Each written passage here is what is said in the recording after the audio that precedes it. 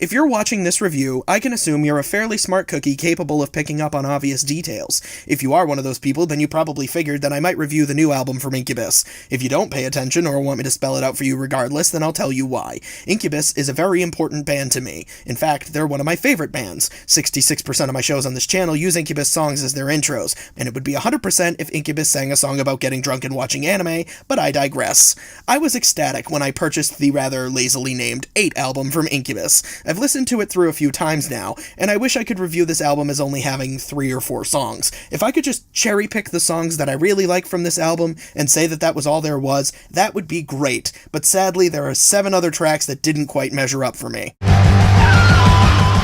But that's not the case with the first song, No Fun. I freaking love this song. It's upbeat and has all the elements of a great Incubus song. I love the guitar riffs, the lyrics are good, and the song is super catchy. It's upbeat and Brandon Boyd does a great job with it. When I first listened to the album, I thought that No Fun was a great sign of things to come. I started singing along with it immediately, and that's exactly how you want your opening track to be. Now, they just needed to keep it up.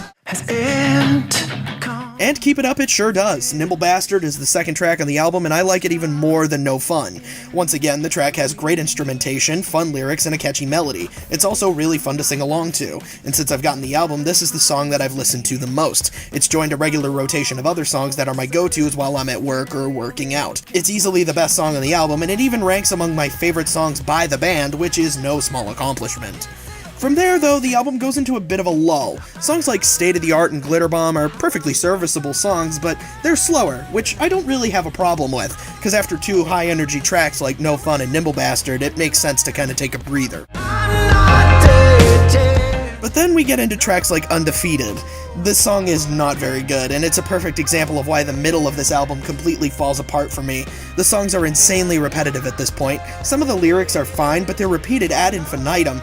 In Undefeated, Brandon Boyd says, "I'm not dead yet," 13 times. Alright bruh, I get it. You're not dead yet. Do you have anything else you want to say? The same issue pops up again in the song Loneliest, and then again in the song Familiar Faces. Now I understand that some people are going to say that this album is more about love songs, and more specifically Love Lost. The band themselves have said as much, and that's perfectly fine. I don't have a problem with the subject matter being about that. Hell, the theme song of this very show that you're watching is called Summer Romance, and it's a slower song compared to some of Incubus's more rock-oriented songs. What I don't like is how forgettable all of this was. The songs are executed and mixed perfectly fine.